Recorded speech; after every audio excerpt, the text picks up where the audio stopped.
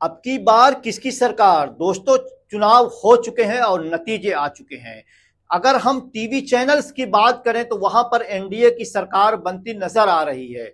JDU और चंद्रबाबू नायडू की party ने उन्हें समर्थन दे दिया है, लेकिन अंदर खाने कुछ और चल रहा है। जेडीयू में बगावत के सूर बुलंद होने शुरू हो गए हैं और कहीं ना कहीं चंद्रबाबू नायडू की खामोश शर्तें मोदी और शाह को परेशान कर रही हैं। और कहीं ना कहीं कुछ घंटों के बाद आपको यह भी सुनने में आ सकता है कि एनडीए की सरकार नहीं बन रही है, क्योंकि जेडीयू और टीडीपी समर्थन देने से इनकार कर दिया। दोस्तों, नई सरकार का गठन किसी टेढ़ी खीर से कम नहीं है। एक तरफ जेडीयू में बगावत के सूर बुलंद होने शुरू हो गए हैं, तो दूसरी तरफ चंद्रबाबू नायडू की खामोश शर्तें बहुत कुछ बयां कर रही हैं। जी हां, आप सब जानते हैं कि लोकसभा चुनाव के नतीजे आ चुके हैं।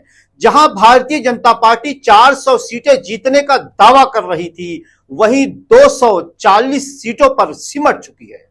अगर हम एनडीए गठबंधन की बात करें तो भले ही एनडीए को बहुमत हासिल हो गई हो, लेकिन कहीं ना कहीं सरकार का गठन किसी टेढ़ी खीर से कम नहीं है। लोकसभा चुनाव के नतीजे हम सबके सामने हैं। 400 सीटें जीतने का दावा करने वाली भाजपा 240 सीटों पर सिमट चुकी है। एनडीए गठबंधन को भले ही बहुमत का आंकड़ा पार करने में सफलता मिली हो, लेकिन एनडीए गठबंधन की सरकार बनना अभी आसान नहीं है। अगर मैं कहूं कि किसी टेढ़ी खीर से कम नहीं है तो गलत नहीं होगा। फिलहाल भाजपा अपने सहयोगी दलों के साथ सरकार बनाने की कोशिश में पूरी तरह से जुटी हुई है। दिलचस्प यह है कि मोदी जेडीयू और टीडीपी के साथ ही सरकार बनाने में कामयाब हो सकते हैं। एक अकेला सब पर भारी का दम भरने वाली भाजपा अब बैसाखी के सहारे सरकार चलाने पर मजबूर हो रही है और वो सत्ता पर किसी ना किसी तरीके से काबिज होना चाह रही है। अगर हम बात करें जेडीयू और टीडीपी, इन दोनों पार्टियों की, तो इनकी विचारधारा भाजपा की विचारधारा से बिल्कुल अलग है। गठबंधन में होने के बावजूद जेडीयू अक्सर भाजपा की कई नीतियों के खिलाफ खड़ी नजर आती है और टीडीपी को भी आप भाजपा के साथ बहुत अच्छे रिश्ते नहीं देख सकते।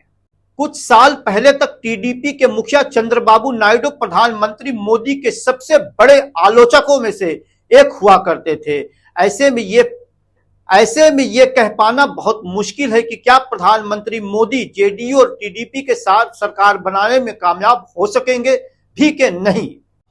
नीतीश कुमार और चंद्रबाबू नायडू दोनों ही नेताओं के पास इंडिया गठबंधन में शामिल होने का विकल्प खुला हुआ है और अगर मैं बात करूं तो अंदर खाने कहीं ना कहीं एक दूसरे में गुपचुप तरीके से समझौते हो भी रहे होंगे। राजनीतिक गलियारों में हमेशा से यह दावा भी किया जा रहा है कि भाजपा अपने सहयोगी दलों को खत्म कर देती है। क्या नीतीश कुमार और चंद्रबाबू नायडू भी अपनी पार्टी के भविष्य के लिए एनडीए से किनारा करने जा रहे हैं? यह देखना भी काफी दिलचस्प हो सकता है। दोस्तों, अगर यह गठबंधन हुआ भी तो किन शर्तों पर होगा? क्या आप जानते हैं कि टीडीपी और जेडीयू ने भाजपा से कई अहम मंत्रालय मांगे हैं? जहां पहले सारे बड़े मंत्रालयों पर भाजपा का कब्जा था, वहीं इस बार भाजपा बैकफुट पर है।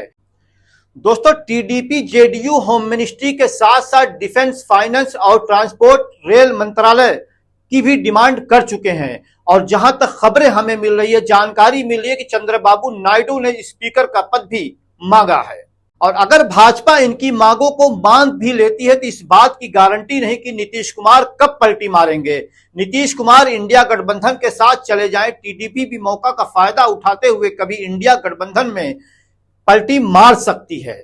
चूंकि आप सब जानते हैं कि इंडिया गठबंधन में किसी के लिए भी प्रधानमंत्री बनने का विकल्प खुला हुआ है और फिलहाल तो यह कह पाना भी बड़ा मुश्किल है क्या प्रधानमंत्री मोदी तीसरी बार पीएम बन सकेंगे। देश की राजनीति फिलहाल एक नए विकल्प की तलाश में है। आने वाले वक्त ही तय करेगा कि देश की सत्ता पर आखिर कौन विराजमान होगा।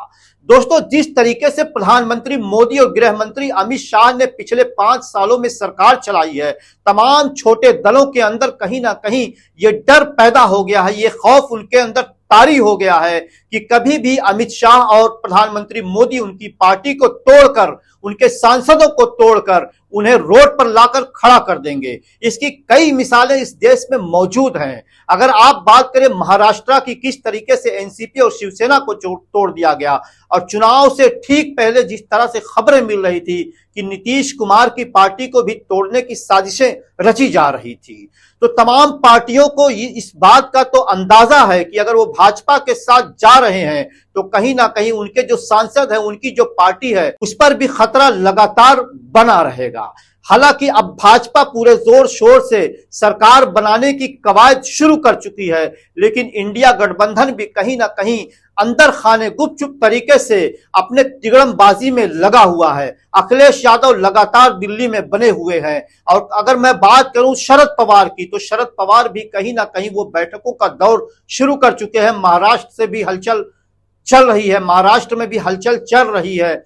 और जिस तरीके से नीतीश कुमार का ट्रैक रिकॉर्ड रहा है, नीतीश कुमार के बारे में तो आप सब जानते ही, आज ही केसी त्यागी ने नया शगुफा छोड़ना शुरू कर दिया है। कई सारे मामलों में अपने मतभेद को जाहिर कर दिया है। पहले एक टीवी चैनल को इंटरव्यू में उन्होंने अग्निवीर योजना पर सवाल उठाए थे, लेकिन अब बाकायदा वो मीडिया को बाइट घूमते फिर रहे हैं। कई सारे चैनलों पर वो कह रहे हैं कि बहुत सारे चीजों से हमारे खिलाफ है। और कल सबसे बड़ा सवाल यह है कि कल जेडीयू के संसदीय दल की बैठक है, कल उनके सांसद दिल्ली में मौजूद होंगे और नीतीश कुमार के साथ तमाम सांसदों की बैठक है। कहीं ना कहीं इस बैठक के बाद यह भी निकल कर आ सकता है कि हम एनडीए को समर्थन नहीं देंगे। बिल्कुल इस तरह की खबरें भी आपको कल सुनने के लिए मिल सकती हैं। तो कहीं ना कहीं ये भारतीय जनता पार्टी और एनडीए में एक बहुत बड़ा भूचाल आना अभी बाकी है। दोस्तों, मेरी ये खबर कैसी लगी? अगर आपको पसंद आई हो तो लाइक शेयर भी करिएगा और अपनी राय देने के लिए कमेंट जरूर करिएगा। धन्यवाद।